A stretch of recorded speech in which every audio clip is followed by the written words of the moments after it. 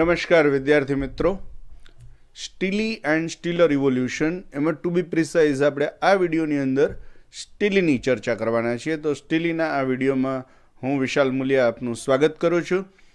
આ અગાઉના વિડીયોમાં આપણે પ્રીવિયસ યુનિટ્સ વિશે ઘણું બધું જોઈ ગયા છીએ અને એના વિડીયો યુટ્યુબ ઉપર અવેલેબલ છે. ટુ બી પ્રિસાઇઝ અહીં આપણે સ્ટીલી એક પર્ટિક્યુલર જે પાર્ટ છે એ સ્ટીલી ટાઈપ ઓફ સ્ટીલીની ચર્ચા કરવાના છીએ.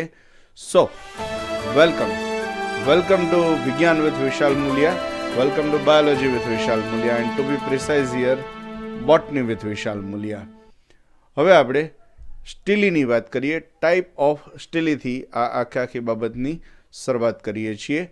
સ્ટીલર ઇવોલ્યુશન છે આના પછીના વિડીયોમાં આપણે જોશું. So begin with the stele and type of stele. Pteridophyte, gymnosperm, angiosperms, all higher plants are having vascular tissue, and this vascular tissue, આ જે vascular tissue છે એ central cylindrical અથવા તો core of the vascular ટીસ્યુમાં ગોઠવાયેલું હોય છે. એટલે સ્ટીલીને આપણે central cylinder or core of vascular tissue એવું કહી શકીએ અને હાયર પ્લાન્ટ્સની અંદર જોવા મળે છે. એની અંદર આપણને ખબર છે કે ઝાયલેમ, ફ્લોએમ, પેરીસાયકલ, મેડ્યુલરી રેઇઝ અને પિથ, આટલી વસ્તુને આપણે ઇન્ક્લુડ કરીએ છીએ. આ જે શબ્દ છે stele, that term is first used by Van Tieghem and Douliot in 1886 અને એણે આ સ્ટીલર થિયરી પણ આપી અને સ્ટીલર થિયરીનું જે વર્ણન કર્યું હતું એમાં આ સ્ટીલી છે એની આપણે શબ્દ પહેલી વખત વાપરવામાં આવ્યો હતો. સ્ટીલર થિયરી શું કહે છે કે stele is a real entity, stele હકીકત છે અને that is present universally in all the higher plants, દરેક હાયર પ્લાન્ટના એક્સિસની અંદર એ જોવા મળે છે. પ્રાઇમરી કોમ્પોનન્ટ ઇઝ ઝાયલમ અને ફ્લોએમ, જલવાહિની અને અનવાહિની છે. ઉપરાંતમાં ઇટ ઇઝ હેવિંગ પેરીસાયકલ, મેડ્યુલરી રેઇઝ અને પિથ. બટ ઇટ ડિપેન્ડ્સ કે પિથ બધામાં હોય અથવા ન હોય, મેડ્યુલરી રેઇઝ બધામાં હોય અથવા ન હોય, પણ ઝાયલમ અને ફ્લોએમ તો હોય જ. સ્ટીલર થિયરી ઇઝ સેઇંગ કે cortex and the stele are two fundamental part of shoot. બહારના ભાગમાં કોર્ટેક્સ અને અંદરના ભાગમાં સ્ટીલી, આ બે મહત્વના શૂટ પાર્ટ જે છે એના આ મેઇન સિસ્ટમ છે. And both component stele and cortex are separated by endodermis. Endodermis દ્વારા બહારના ભાગમાં કોર્ટેક્સ અને અંદરના ભાગમાં સ્ટીલી આવેલી હોય છે. અલબત્ત આપણે જ્યારે હાયર પ્લાન્ટ્સને સ્ટડી કરીએ ત્યારે એમાં લીફ ટ્રેસીસ આવેલા હોય, લાર્જ લીફ ટ્રેસીસ આવેલા હોય. આ લીફ ટ્રેસીસ જે છે that is not playing very important role in the in fact that is playing very important role in the vascular system. Vascular સિસ્ટમના એક્સિસમાં એ બધા ભાગ લે છે, પણ આખું જે સેટઅપ છે એ સેટઅપમાં લીફ ટ્રેસીસ, પછી સેક્શન લઈએ ત્યારે લીફ ગેપ, એ બધું જોવા મળે. પણ આ લીફ ટ્રેસીસ અને લીફ ગેપ જે છે એ વાન ટેગમેન અને ડિયોલિટે જે સ્ટીલર થિયરી આપેલી હતી એના ભાગમાં નથી. એટલે લીફ ટ્રેસીસને આપણે અહીં વધારે ડિટેલમાં ઇન્ક્લુડ કરી લેતા નથી જ્યારે સ્ટીલર ઇવોલ્યુશનની વાત કરતા અથવા તો ટાઈપ ઓફ સ્ટીલીઝની વાત કરતા હોઈએ ત્યારે. હવે આપણે ટાઈપ ઓફ સ્ટીલી એક પછી એક અલગ પ્રકારના સ્ટીલીની વાત કરતા જઈએ તો મુખ્ય બે ભાગ પડે, પ્રોટોસ્ટીલી અને સાયફોનોસ્ટીલી. પ્રોટોસ્ટીલી છે એમાં હેપ્લોસ્ટીલી, એક્ટિનોસ્ટીલી, પ્લેક્ટોસ્ટીલી, મિક્સ્ડ પ્રોટોસ્ટીલી વિથ પિથ એન્ડ વિધાઉટ પિથ. સાયફોનોસ્ટીલીની વાત કરીએ તો આપણને સાયફોસ્ટીલીમાં એક્ટોફ્લોઇક અને એમ્ફીફ્લોઇક એમ બે પ્રકારની સાયફોનોસ્ટીલી જોવા મળે અને બાકીના ઘણા બધા મોડિફિકેશન થયેલા છે. અને આ મોડિફિકેશનમાં ક્લેડોસાયફોનિક, ફાઇલોસાયફોનિક, સોલેનોસ્ટીલી, એમાંય પાછા એક્ટોફ્લોઇક ને એમ્ફીફ્લોઇક, ડિક્ટિયોસ્ટીલી, પોલિસાયક્લિક સ્ટીલી, પોલિસ્ટીલિક સ્ટીલી અને છેલ્લે યુસ્ટીલી અને એટેક્ટોસ્ટીલી.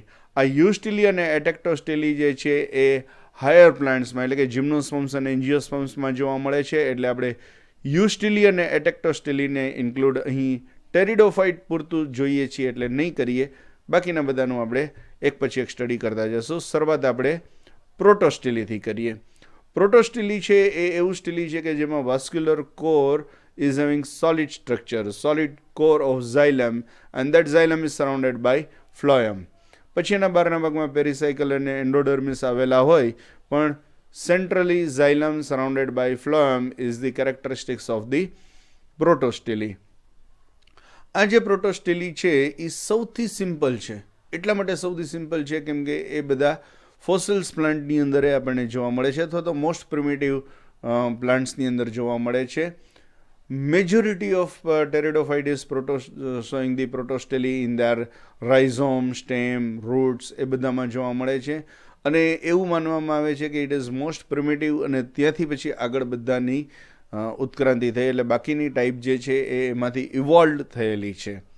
આ જે પ્રોટોસ્ટેલી છે એ પ્રોટોસ્ટેલીના અંદર શેપના આધારે અલગ અલગ ભાગ પડે છે. હેપ્લોસ્ટેલી, એક્ટિનોસ્ટેલી, પ્લેક્ટોસ્ટેલી, પ્રોટોસ્ટેલીનું mixed protostele with પિથ and without પિથ. શરૂઆત આપણે હેપ્લોસ્ટેલીથી કરીએ. હેપ્લોસ્ટેલી છે એમાં પ્રોટોસ્ટેલી is having a smooth core of xylem surrounded by the uniform layer of the phloem. એટલે અંદરના ભાગમાં xylem, બહારના ભાગમાં phloem. Considering it is the most primitive type of protostele, સૌથી પ્રાથમિક પ્રકારની છે, અને usually it is found in the fossils. રાઇનિયા, હોર્નોફાઇટોન, અહીંયા આપણે આ રાઇનિયા દેખાડેલું છે. આ રાઇનિયા જે છે એ ફોસિલ્સ છે, એમાં આપણને પ્રોટોસ્ટેલી જોવા મળતું હતું. પ્રોટોસ્ટેલીનું આ હેપ્લોસ્ટેલી પ્રકાર જોવા મળતું હતું. હોર્નિયોફાઇટોન, જે હોર્ન જેવું પ્લાન્ટ દેખાય, એ હોર્નિયોફાઇટોન ફોસિલ્સ થઈ ગયું. હજારો લાખો વર્ષો પહેલાં હતું, હવે તો એ ઉકલી ગયું છે, પણ એના ફોસિલ્સમાં આપણને આ જોવા મળે છે. અને હેપ્લોસ્ટેલીના બાકીના એક્ઝામ્પલમાં આ રાઇનિયા અને હોર્નિયોફાઇટોન બે જે છે એ ફોસિલ્સના ફોર્મમાં મળે છે, અને બાકી સેલાજિનેલા, ગ્લિકેનિયા અને લાઇગોડિયમમાં આપણને જે અલાઇવ છે એમાં જોવા મળે છે. રાઇનિયમ આપણે રિયલ સેન્સમાં આપણે એનું જે સેક્શન લઈ તો એમાં આપણને સેન્ટર પાર્ટની અંદર ખબર પડે કે હેપ્લોસ્ટેલી એક્ઝિસ્ટિંગ છે. બાકી કોર્ટેક્સ અને એપિડર્મિસ પણ એકદમ ક્લિયર જોવા મળે છે. વિચાર કરો કે આ ફોસિલ્સ જે છે એ ફોસિલ્સનું આપણે સેક્શન જોઈએ છે, જે આજથી લાખો વર્ષ પહેલાં અસ્તિત્વ ધરાવતું હતું, એટલે વિજ્ઞાન કેટલું એડવાન્સ થઈ ગયું છે આપણે સમજી શકીએ. ઇવન હોર્નિયોફાઇટોન જે છે, હોર્નિયોફાઇટોનમાં પણ આપણને એ સેમ ટાઈપ હેપ્લોસ્ટેલી જોવા મળે છે. અલાઇવની વાત કરીએ તો સેલાજિનેલામાં આપણને હેપ્લોસ્ટેલી જોવા મળે છે. ગ્લાઇકિનિયામાં એના રાઇઝોમમાં જોવા મળે, અને લાઇગોડિયમમાં જોવા મળે. પ્લસમાં આપણને સાયલોટમનું જે રાઇઝોમ છે એમાં પણ આ વસ્તુ ક્લિયરલી જોવા મળે છે, જોઈ શકીએ છીએ. અને એમાં એકદમ ક્લિયર આપણને ખબર પડે કે central part is xylem surrounded by phloem. હવે આ હેપ્લોસ્ટેલીનું થોડુંક રૂપાંતર થઈ જાય એટલે એક્ટિનોસ્ટેલી થઈ જાય. એક્ટિનોસ્ટેલી એટલે સ્ટાર શેપ સ્ટેલી. એક્ટિનો એટલે સ્ટાર, એક્ટિનોસ્ટેલી એટલે સ્ટાર શેપની stele. Protostele with the xylem core having radial ribs and arms, અને રેડિયલ રિબ્સ, ત્રિજ્યાવર્તી રિબ્સ અને આર્મ્સ હોય એના કારણે આપણને સ્ટાર શેપનું જોવા મળે. એટલે xylem is star shape or stellate shape, and hence it is named as actinostele. કોઈક બહુ ટિપિકલ અંગ્રેજી બોલવાવાળાએ નામ પાડ્યું તો સ્ટાર શેપ શેલી અથવા સ્ટારોસ્ટેલી એવું નામ પાડત. ગુજરાતી અને તારા સ્ટેલી એવું નામ પાડત, પણ લેટિનમાં એક્ટિનોસ્ટેલી નામ પડ્યું છે. Phloem is not present in the continuous manner. Phloem એમ એકદમ પરફેક્ટ ગોળાકાર નથી, છૂટી છવાઈ જોવા મળે છે. And it is separated in the patches. અલગ અલગ પેચીસ છે. એક આર્મમાં એક પેચ હોય, બીજા આર્મમાં બીજું પેચ હોય, અને એ આપણે અહીં જોઈ શકીએ છીએ. એના એક્ઝામ્પલની અંદર એસ્ટ્રોઝાયલોન, એસ્ટ્રો એટલે સ્ટાર શેપ, ઝાયલોન એટલે વુડ, સ્પષ્ટ નામ છે, અલબત્ત આ ફોસિલનું નામ છે. સાયલોટમમાં જોવા મળે છે, ને લાઇકોપોડિયમ સેરેટમમાં જોવા મળે છે. ખાસ નોંધ રાખજો, લાઇકોપોડિયમની અલગ અલગ સ્પીસીસમાં અલગ અલગ જોવા મળે છે. એટલે લાઇકોપોડિયમ સેરેટમ, લાઇકોપોડિયમ ફ્લેગમરિયા, લાઇકોપોડિયમ ક્લેવેટમ, એ બધામાં અલગ અલગ પ્રકારની સ્ટીલી જોવા મળે છે. એટલે ઓનલી લાઇકોપોડિયમમાં એક્ટિનોસ્ટેલી જોવા મળે છે એમ લખીએ તો ખોટું પડે. લાઇકોપોડિયમ સેરેટમમાં જોવા મળે છે. વન બાય વન આપણે ફોટોગ્રાફ જોતા જઈએ તો first you can have the look at the Asteroxylon. એકદમ સ્પષ્ટપણે જોઈ શકાય છે કે સ્ટાર શેપનું વુડ છે એટલે એસ્ટ્રોઝાયલોન. અલબત્ત આ ફોસિલ છે, અને એક્સ તરીકે જે દેખાડ્યો છે એ વુડ પાર્ટ. એસ્ટ્રોઝાયલોન ઇઝ એક્ટિનોસ્ટેલી. સાયલોટમ અત્યારે હયાત છે, આપણને પંચમઢીમાંથી એના પ્લાન્ટ ઇઝીલી મળી આવે છે, અને એનું સેક્શન લઈ એમાં આપણને સ્ટાર શેપ સ્ટેલી જોવા મળે, એટલે એક્ટિનોસ્ટેલી જોવા મળે. લાઇકોપોડિયમ સેરેટમની અંદર મેં તમને કીધું એમ કે એક્ટિનોસ્ટેલી જોવા મળે છે. એક્ટિનોસ્ટેલીના બાકીના જે વેરિએશન છે એમાં પ્લેક્ટોસ્ટેલી, પ્રોટોસ્ટેલી વિથ પિથ, વિધાઉટ પિથ પણ જોવા મળે. અલબત્ત એને આપણે સેપરેટલી એક પછી એક સ્ટડી કરતા જાય.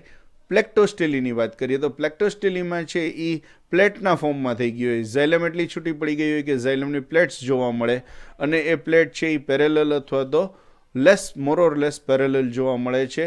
એટલે ઝાયલમ, પછી પેરેલલી ફ્લોયમ, પછી પાછી ઝાયલમ, ફ્લોયમ એવી કન્ડિશન આપણને જોવા મળે છે.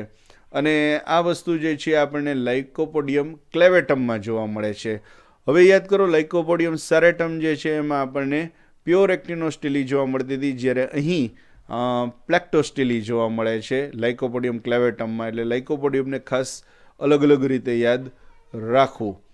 મિક્સ પ્રોટોસ્ટેલીની વાત કરીએ તો મિક્સ પ્રોટોસ્ટેલીમાં એવું થાય કે ઝાયલમ ડિવાઈડ થઈ ગઈ હોય, ઘણી બધી પ્રોટોસ્ટેલી મિક્સ થઈ ગઈ હોય in the several unit or several groups, અને એ યુનિટ બધા છે એ સ્કેટર્ડ અલગ અલગ ફેલાયેલા હોય, અરેન્જ એકોર્ડિંગલી હોય, વ્યવસ્થિત અરેન્જ થયેલા હોય, ન પણ અરેન્જ થયેલા હોય, એની અંદર પિથ હોય પણ ખરી અને ન પણ હોય, અને એવું આપણને લાઇકોપોડિયમ સરનમના જોવા મળે છે. એટલે પાછું અહીંયા લાઇકોપોડિયમની આ ત્રીજી સ્પીસીસ વિવિધતા સાથેની મિક્સ પ્રોટોસ્ટેલીવાળી જોવા મળે છે.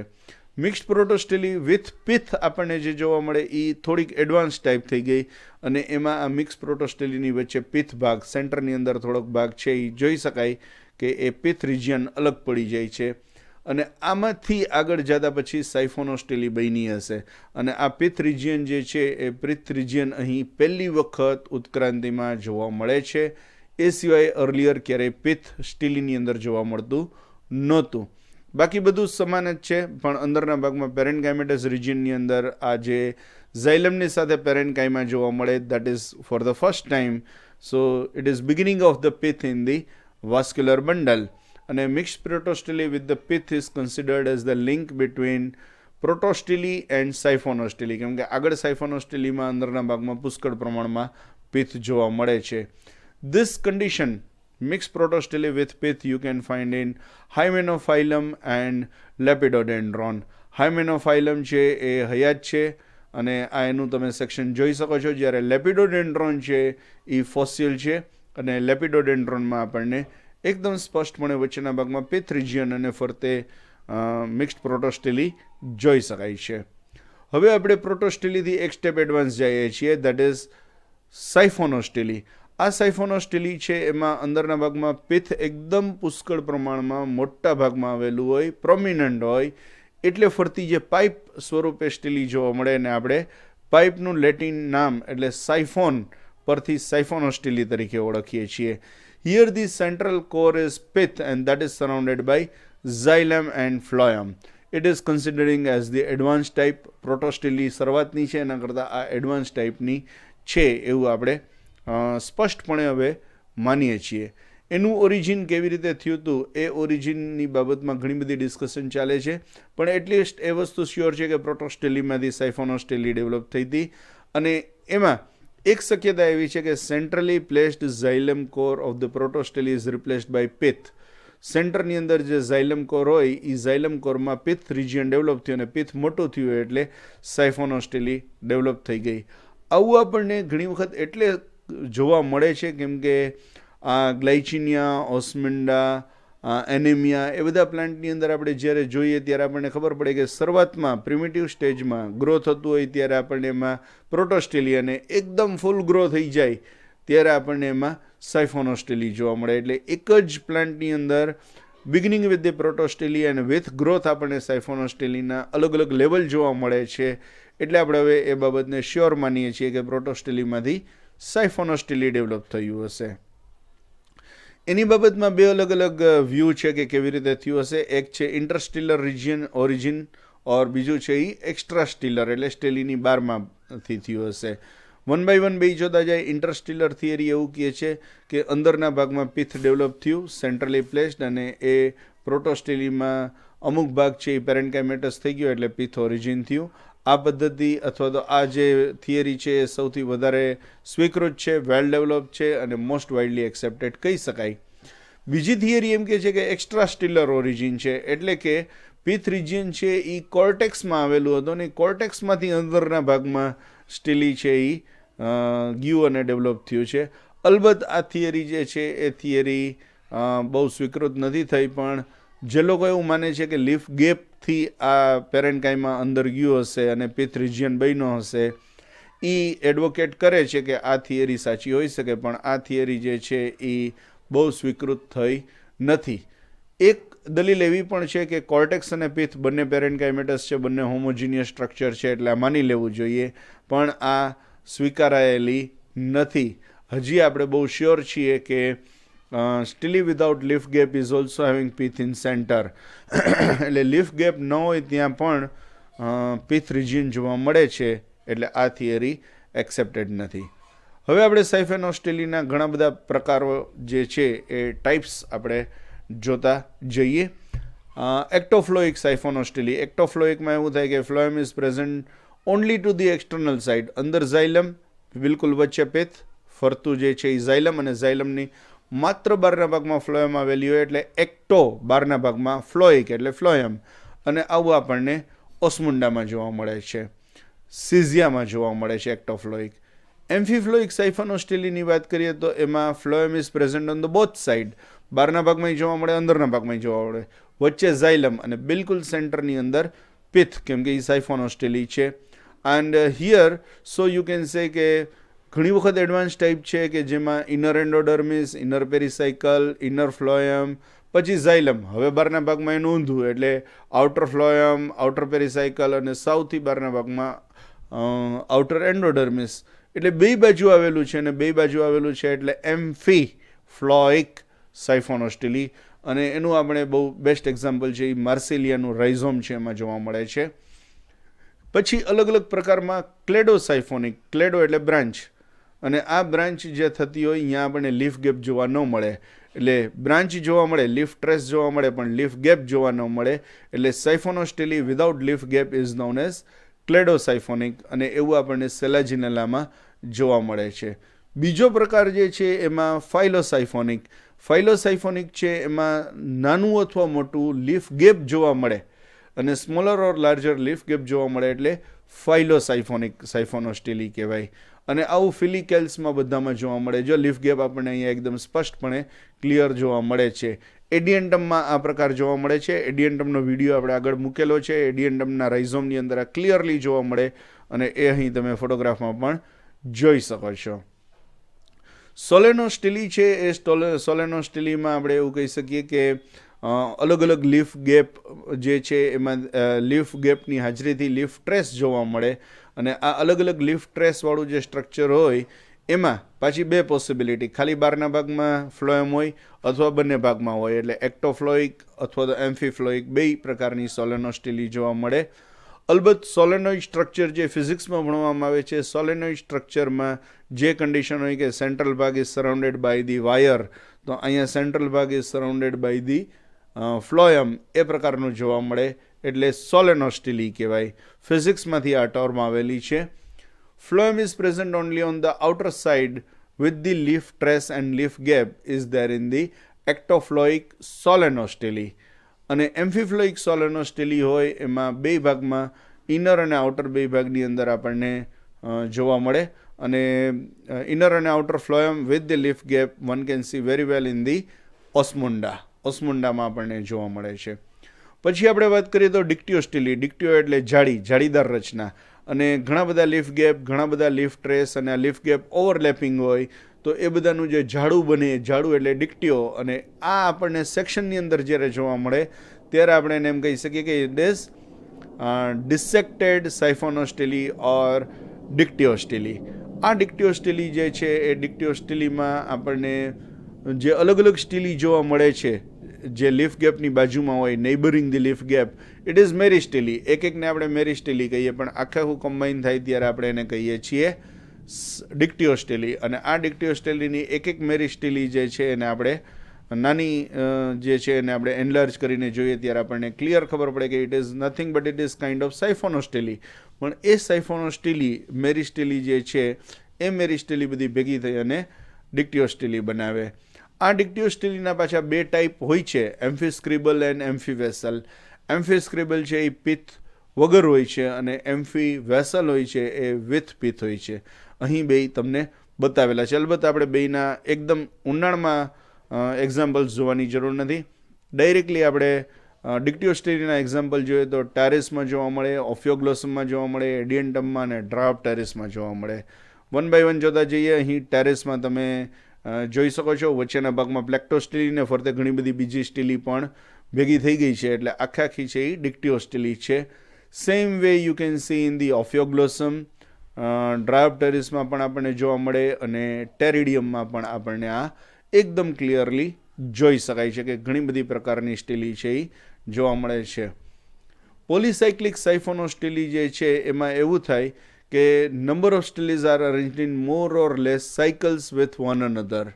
બહારના ભાગમાં એક, પછી એની અંદર બીજી, એની અંદર ત્રીજી, એવી રીતે જોવા મળે. અને આ જે છે એ આપણને ટેરિડિયમ એક્વિલિનમમાં જોવા મળે છે. એમાં બહુ ઓછી ક્લિયર ખબર પડે, પણ વધારે સારી રીતે જે છે એ મેટોનિયામાં જોવા મળે. અને મેટોનિયમ અહીં તમે એકદમ પોલીસાયક્લિક ક્લિયર જોઈ શકો કે એક સાયકલ છે, બીજી સાયકલ છે, ત્રીજી સાયકલ છે. અને આ પોલીસાયક્લિક કન્ડિશન અહીંયા એનલાર્જ કરેલી છે એટલે આખું સર્કલ ન દેખાય, પણ એનલાર્જ સેક્શનની અંદર આપણને ખબર પડી જાય કે પોલીસાયક્લિક કન્ડિશન છે. અને આવી જ પોલીસાયક્લિક કન્ડિશન અહીંયા તમે એકદમ સ્પષ્ટપણે જોઈ શકો છો. અને એમાં ઘણી વખત જો વચ્ચે સોલેનોસ્ટીલી હોય તો એને તમે પોલીસાયક્લિક સોલેનોસ્ટીલી કહો, અને જો ડિક્ટિયોસ્ટીલી કન્ડિશન હોય તો પોલીસાયક્લિક ડિક્ટિયોસ્ટીલી પણ ભાગ પાડી શકાય. અલબત્ત એનું આપણે વધારે ડિટેલ છે એ MSc કરશો ત્યારે આવશે, અત્યારે જવાની જરૂર નથી. આગળના ભાગમાં અને છેલ્લા ભાગમાં જોઈએ તો પોલિસ્ટીલિક કન્ડિશન. અને આ પોલિસ્ટીલિક કન્ડિશન છે એમાં 2 અથવા 2થી વધારે પ્રોટોસ્ટીલી સાઈડ બાય સાઈડ ગોઠવાયેલી હોય. આવું આપણને સેલાજિનેલામાં જોવા મળે છે. સેલાજિનેલા લેવિગેટા જે છે એમાં આપણને ક્લિયરલી ખબર પડી જાય કે 2 અલગ અલગ પેલું છે. એક સ્પેશિયલ પ્રકાર જે છે ઇક્વિસેટિક સાયફોનોસ્ટીલી. અને આ ઇક્વિસેટિક સાયફોનોસ્ટીલી છે એ માત્ર ઇક્વિસેટમમાં જોવા મળે છે. અને એમાં ઝાયલમ ફ્લોએમના સિલિન્ડર છે એ બ્રેક થઈ ગયેલા આખા સિલિન્ડરના ફોર્મની અંદર જોવા મળે છે. અહીં એકદમ સ્પષ્ટ તમે ઇક્વિસ્ટેલિક સાયફોનોસ્ટીલી જોઈ શકો છો. અને એ ટુ બી પ્રિસાઇઝ આપણે વાત થઈ એમ ઇક્વિસેટમમાં જ જોવા મળે છે, એ સિવાય ક્યાંય જોવા મળતું નથી. આ આપણે ટાઈપ ઓફ સ્ટીલી જોઈ લીધું. અને આ ટાઈપ ઓફ સ્ટીલી યાદ રાખશો તો આપણે નેક્સ્ટ જે સ્ટડી કરવાના છીએ ઇવોલ્યુશન ઓફ સ્ટીલી, એની અંદર સ્ટીલીની ઉત્ક્રાંતિ એટલે કે વાસ્ક્યુલર બંડલની ઉત્ક્રાંતિ કેવી રીતે થઈ હતી એ આપણે સમજી શકશું. So next video will be of the evolution of સ્ટીલી. ભલે એ એક જ યુનિટનો ભાગ છે, પણ થોડોક લાંબો ન થઈ જાય એટલે એને અહીં સેપરેટ કરી દેવામાં આવ્યો છે. નેક્સ્ટમાં તમે ઇવોલ્યુશન ઓફ સ્ટીલીનો સ્ટડી કરશો. ત્યાં સુધી માટે થેન્ક યુ વેરી મચ. ધન્યવાદ. ખૂબ ખૂબ આભાર. જય હિન્દ, જય ભારત.